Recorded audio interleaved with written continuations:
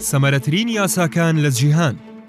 لە باشووری ئەفریقیا بۆ ئەوەی تەلەڤیزیۆنێک بکڕیت دەبێت مۆڵەت لە حکومەت وەربگریت. لە کەنەدا بەندکراو لە زیندان ئازادی سربەخۆی هەیە، لە خواردن و خوێندن و موچەی مانگانەشی هەیە. لە ژاپۆن هەر کەسێک سوکایەتی بە خاوەن پێداویستی تایبەت بکات 5 ساڵ سزای زیندانی کردنی هەیە.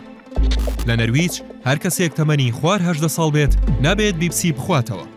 لە ئیتالیا ڕاوی کۆتر لە ڕۆژانی یەکشەمە قەدەغەیە.